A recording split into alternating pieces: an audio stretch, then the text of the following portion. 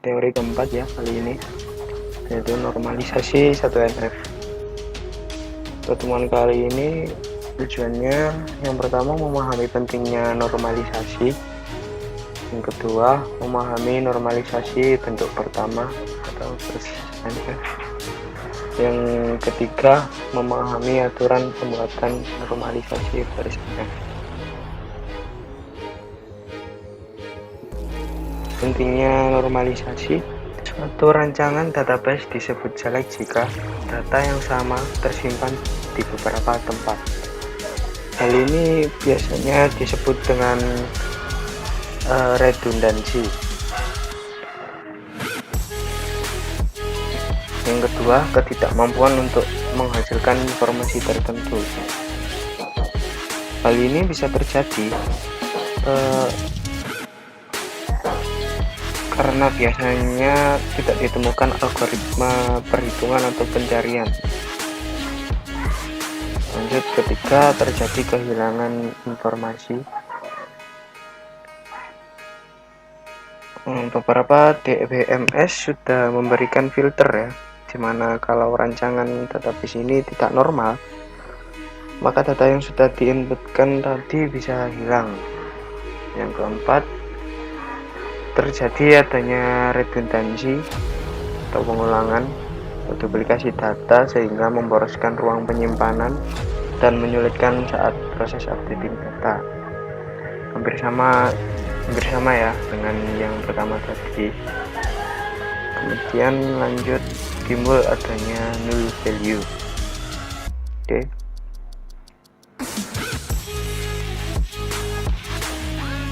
Functional dependency atau FD dapat disimbolkan dengan A tanda panah B, artinya B memiliki ketergantungan dengan A.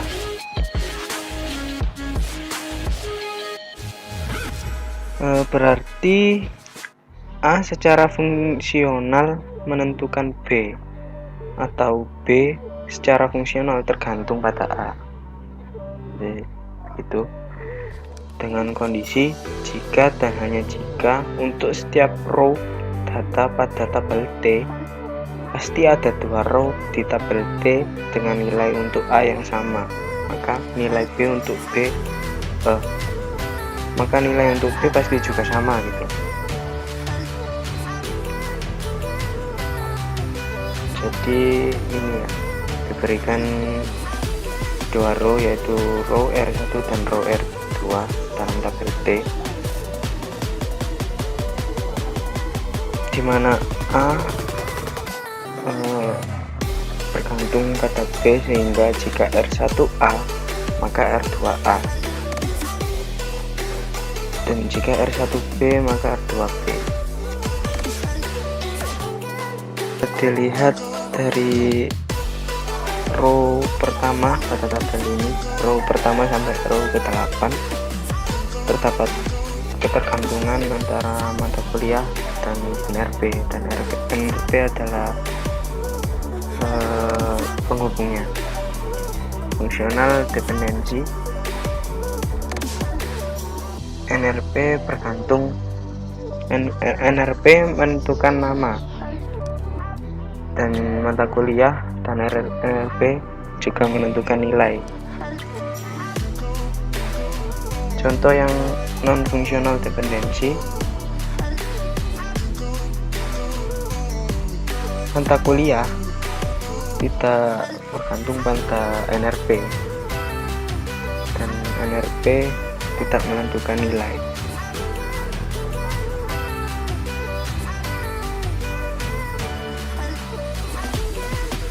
Lanjut, normalisasi first NF atau normalisasi bentuk pertama.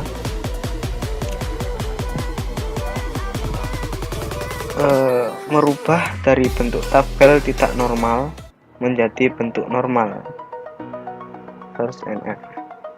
Suatu relasi R disebut first NF jika dan hanya jika kondisi tabelnya dari anormalis dirubah ke bentuk normal dengan kondisi semua atribut value-nya harus atomik.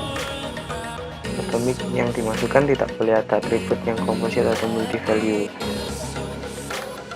Ya, contohnya tabel yang dikatakan anormal bisa dilihat dari dua contoh ini.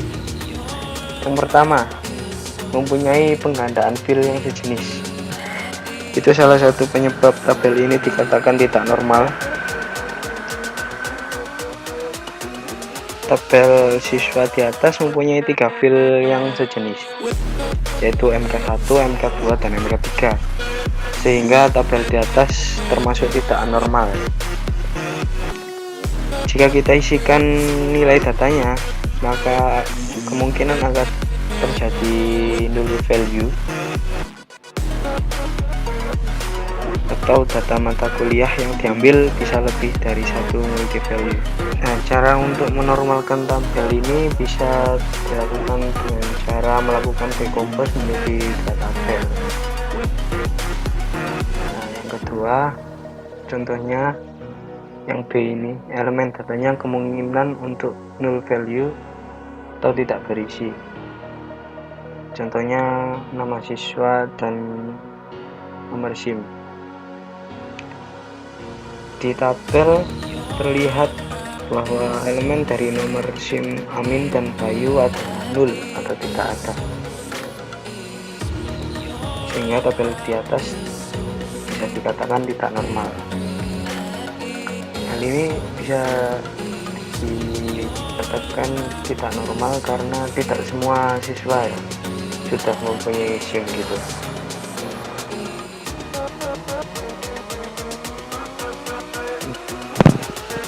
Baik, sepertinya itu saja yang bisa saya sampaikan untuk teori kali ini ya.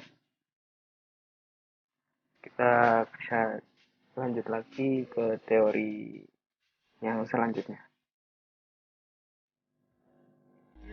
I'm an icon, man, and my girl about a 10. I should fuck her in a Benz.